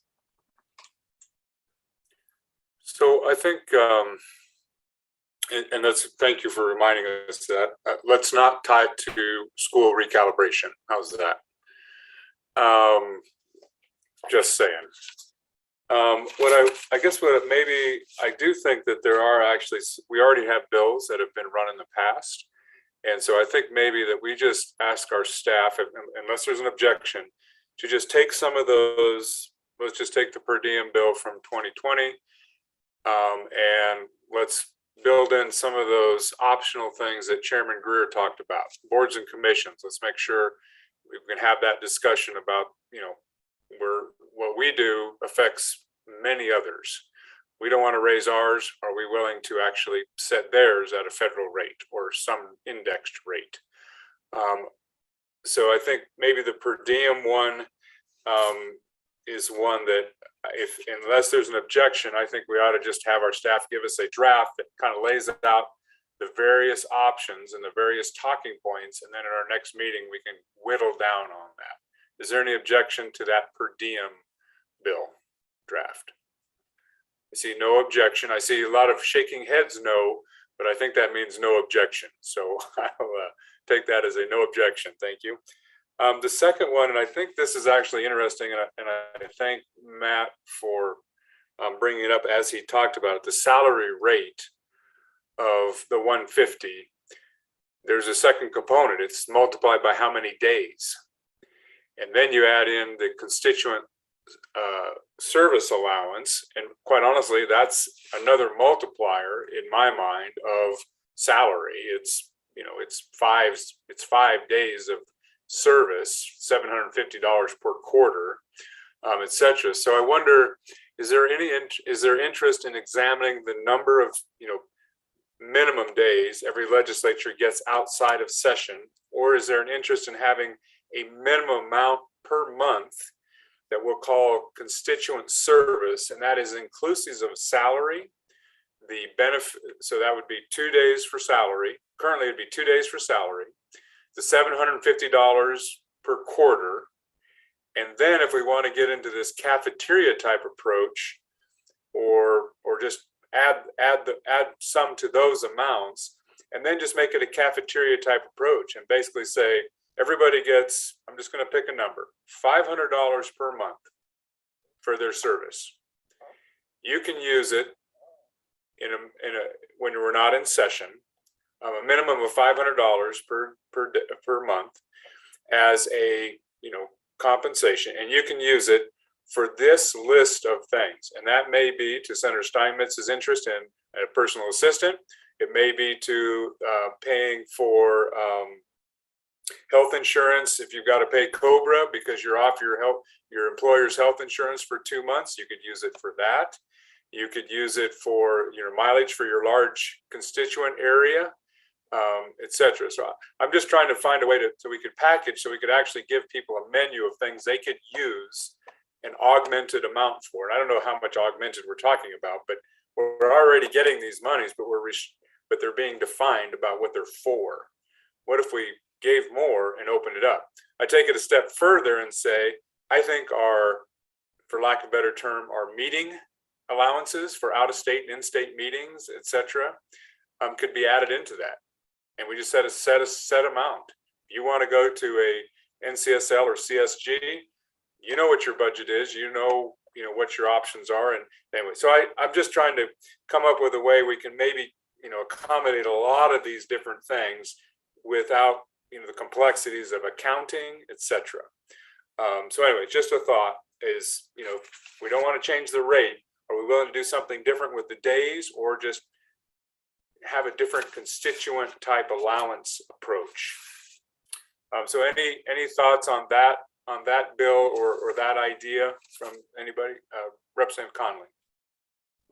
Thanks, Mr. Chairman. And I think those are really interesting suggestions and ideas that we really haven't talked about much. And so kind of the idea of having a pot that's for professional development, for example. And so, you know, we already allow CSG and NCSL, but I know Management Council gets, you know, requests for other things that just are absolutely appropriate for legislators to do. But what if there was instead just a pot of money and that we didn't have to do that evaluation? That's an interesting idea to me. But I want to go back to the issue about hiring staff that Senator Steinmetz and Chairman Greer talked a bit about. One of the things that concerns me about that is, and I'm curious if LSO can do a little bit of research, is I don't know how to hire someone, honestly, and I want to do it legally. And so how do we do that? Do we become employers, do legislators who are honestly not paid a whole lot, don't work a whole lot, but all of a sudden, are we as individuals to become employers and then responsible for what that means in terms of paying staff, federal benefits, Social Security, things like that. To me, that makes it a very complicated endeavor for not much money. And so I would like to know a little bit more information about that. And in particular, if that can be administered through LSO rather than having individual legislators needing to take care of that administrative burden. Okay, thank you. I'm going to just take a few comments from the committee and then we'll let Matt respond to some of those if there's any additional ones. Senator Steinmetz. Thank you, Mr. Chairman. So I think it's really interesting, the idea of the pot of money, because that's been something that I've even considered running legislation on. Is we set aside money every year in order to allow people to go to certain conferences, and we buy memberships for them. And yet I think I've maybe taken that up one time because I just find my time spent better in other places. And yet, for example, I traveled to the trustees meeting in Pinedale the other day, which wasn't a cheap trip to run over there. And so if we had the ability to utilize those resources in a way that's more effective for our service, I think we should look at that. Secondly, as far as hiring an assistant or help, the way I do it now, it's just contract labor. You 1099 it, no benefits are required. I think a legislator could do that themselves. That's how I choose to handle it. Of course, I pay for it out of my own personal, expenses. And so I don't think it has to be that complicated unless you're looking at a full-time employee, and that's a different look. I don't know that we need that right now. Maybe others feel differently. I just think I need contract labor that can help out at certain times, and maybe, a certain amount throughout the year just to kind of keep them going and able to count on that. But I think you could do that in a variety of ways without having to pay unemployment insurance and going through all of the things that a full-time employer would have to do. Thank you. Senator Guru. Thank you, Mr. Speaker.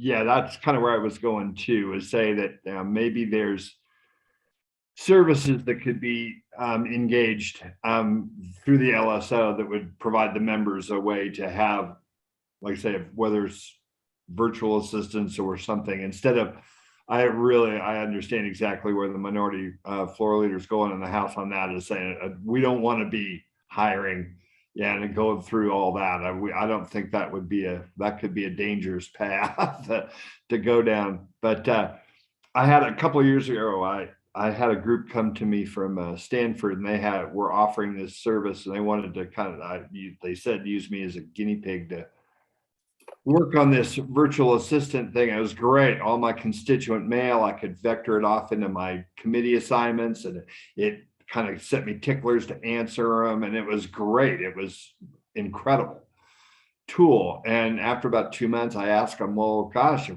the Wyoming legislature bought this, how much would it cost? And they told me, and I immediately stopped the program because it was like a 7-figure buy-in. And I go, yeah, boy, it was really great. But I think there are some options out there that would be a lot more cost effective in that virtual world that might actually help us to provide some of those services, or even if it was just a pool from the LSO staff of people that could help us too. So there might be some ways around that. So that's all I was saying with that. But I think Mr. Speaker, your idea is good, and we could take a look at it at the next meeting. And like, for example, I may say, well, I want to pull out health insurance out of that pool and say, let's put that out as a separate issue, or maybe not. Maybe we don't do it that way. Maybe we throw it in there. But I do like the cafeteria plan. I think it's something that we might be able to get enough buy-in to get past. Thank you.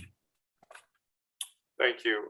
So I just want to kind of look back at the director's per diem mileage.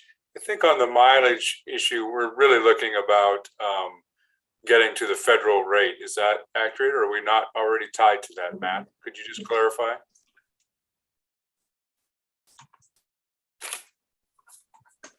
Mr. Chairman, the mileage is tied to the federal rate, adjusted annually through the state auditor's office. Okay, thank you. Continuing to look.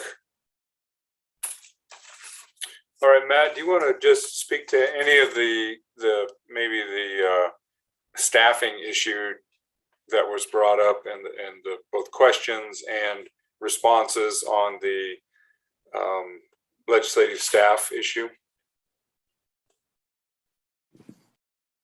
Yeah, Mr. Chairman, I certainly can. I will start with the confession that's not something I've thought about it much in depth, is providing some sort of service to legislators. I would agree with Senator Steinmetz that the way I would view it is just exactly what at least the majority party does during the session, is when you contract for public relations assistance, LSO doesn't play a role in that. I wouldn't see us playing any role in a personal assistant realm. Now, what we could do is provide some generic blank contract that you could use for an independent contractor and make sure to try to help you with that. But that's the nice thing, Mr. Chairman, about expanded constituent service allowance, is that legislators can use that to defray any cost that necessarily arises out of their legislative service. Okay, thank you. So I think right now we just have, I don't think there's any objection to a per diem bill that kind of lays out some different decision points, boards and commissions versus indexing, whether it's federal rate or some other index. And then I think also, are folks fairly comfortable that we push off an effective date, at least beyond the current or the incoming legislature, if not two? I think one legislature is adequate, but are folks comfortable with at least starting with, it won't start in 2022, it'll start in 2024? Is that for that per diem change? Knowing, and obviously knowing that you can still put in for actual in this for the next legislature. If you want to be compensated for a greater amount, you can still put in for the actual. But the base would not, the minimum amount would not increase until the following legislature. Is that something that I don't see any objection to including that, at least in a bill draft? Representative Brown. Thank you, Mr. Chairman. I would just say, and I don't know if it's worth it or not, and I'll gauge by looking at the committee's shaking of their heads, whether or not we want to put it language that would be this would adjust for the seats as soon as they adjust, as soon as that seat opens up, because for one legislature, we have a group of senators that will be up this coming up session, but then that seat wouldn't adjust for another 2 years. So I just don't want to see any senators not want to vote for something because it looks self-serving for one session. So I'm just wondering if we can put it on, you wouldn't be eligible for this until you win re-election or until the seat changes bodies or something along those lines. I also don't know if that would be constitutional, but that would be my thoughts. And I think Director Obrecht, or maybe it was Representative Conley, somebody mentioned, you just put it out there far enough so nobody in their current term of office could benefit from it, or in their upcoming term of office could benefit from it. And I think that would be 4 years. You could make it effective 4 years from now. Understanding we can make some of the other constituent service things and some of those other things, and I think we could probably do that. Well, we can talk about that. Actually, Matt, would you speak to that, the constitutional provision about changing pay? Does that apply to constituent services and some of these other things we're talking about? Mr. Chairman, the constitutional provisions, and there's multiple, that prohibit a legislature from increasing its own compensation. I can tell you that from past research I've conducted and the office has conducted, your per diem rate is not considered as a constitutional compensation. So the legislature, I am confident, could change its own per diem rate. It could not change its own salary. So the 67th couldn't increase its own salary, but it could for the 68th, including those holdover senators who serve in the 68th as well, because it's just not the same legislature. in a constitutional sense.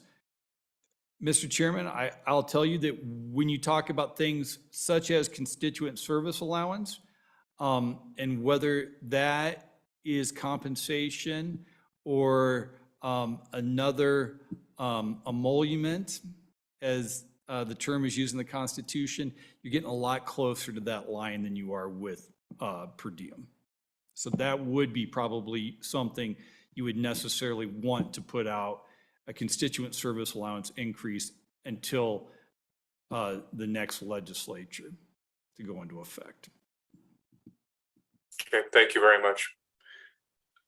All right, so we at least have a per diem bill, and if I'm going to actually, if the subcommittee's okay, I'm just going to maybe work with the chairman, or excuse me, with the director, and come up with an approach on this cafeteria style, to use the term that Senator Grew started with. It maybe builds in some of these other concepts into it, and then we can, I guess we can use it as a menu, as a cafeteria menu, and pull things out or put things in, and decide if we want, how that fits. Is that acceptable for folks, at least as a starting point, to give ourselves, and it'll include the meeting, the type of or where you want to, how you want to attend meetings. It'll include those things, and then we can have those individual discussions.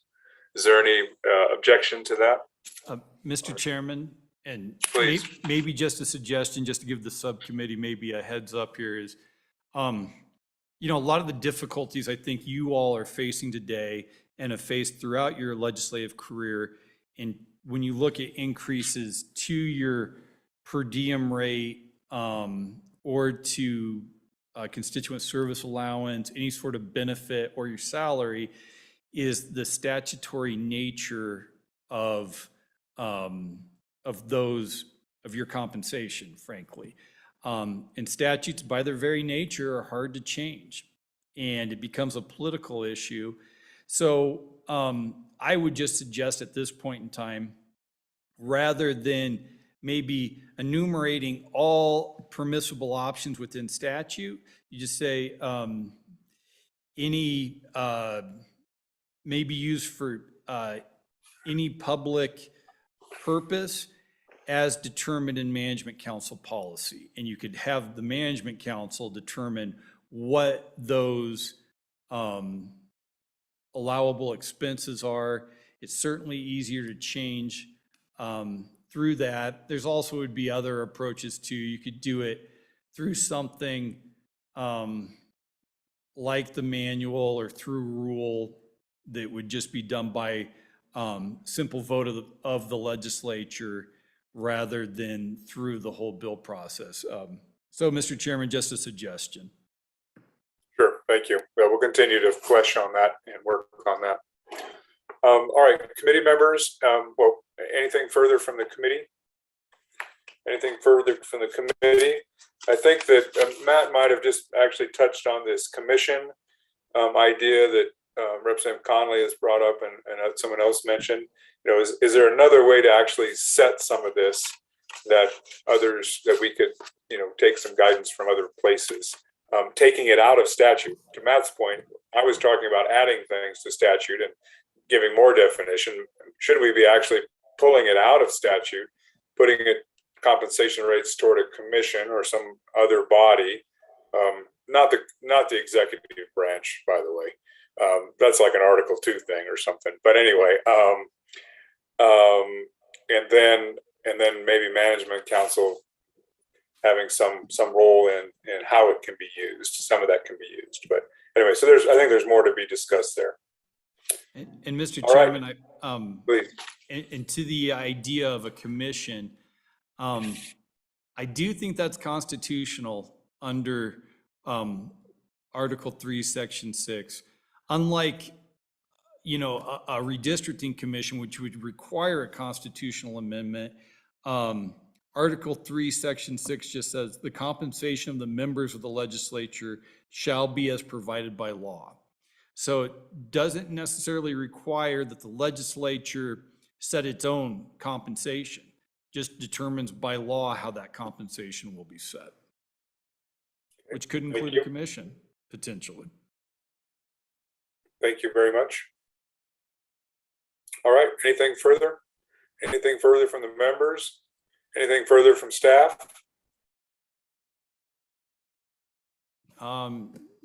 Nothing in the room here, Mr. Chairman. Thank you. No further public comment?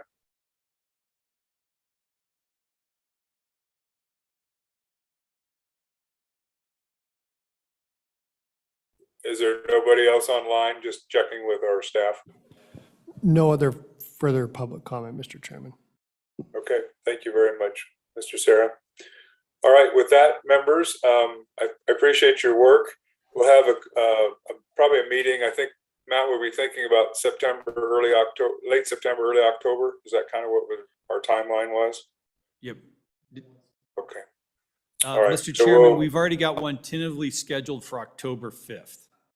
Perfect. I knew it was I knew the range. I didn't have the date. October 5th tentatively. So we'll have some materials out. There'll be some additional research being done and compiled, updated. Particularly, I think most of it will be updates to some of Senator Steinmetz's queries and that, and then and several queries. And then we'll have a few draft ideas to kick around. Certainly, as we're thinking about this, certainly let's visit with our colleagues and understand, what we may be missing something is my point. And there's some other things, and obviously it's an election season, so you're hearing things from in a different vein, maybe. People are interested in different things. So let's keep all those things in mind and come back together on August 5th with additional information and then some suggestions that we can walk through and then potentially take on to Management Council. My anticipation is the October 5th meeting will be working with bill drafts, and we'll have them to you several weeks in advance, if not longer, and to the public. And so I think it is appropriate that those that can meet in person in Cheyenne to kind of work bill drafts, I think that's an appropriate approach. Certainly, you'll still have the same option to attend remotely. I know Representative Brown is out of the state right now, so we appreciate him attending remotely. And he didn't pack a tie. I'll give him that. He just said, I didn't pack a tie. So anyway, and he's too far from the Goodwill. No. So anyway, so we will, I think, at least be my hope that when we do take on this on October 5th, that we are able to, as many as can possibly be there to be in Cheyenne, and it'll probably be a more full day. This is kind of just testing the waters, making sure we know where the life jackets are and where the steps are the next time we're going to get in the water. So with that, if there's no further business from the committee, seeing none, thank you, Chairman Greer, for being here. Anything further from staff? Director Obrecht? Mr. Chairman, nothing further from us right now. All right, thank you very much, everybody. We'll look forward to seeing you October 5th, and we'll have materials out prior to that. Thank you very much. We are adjourned.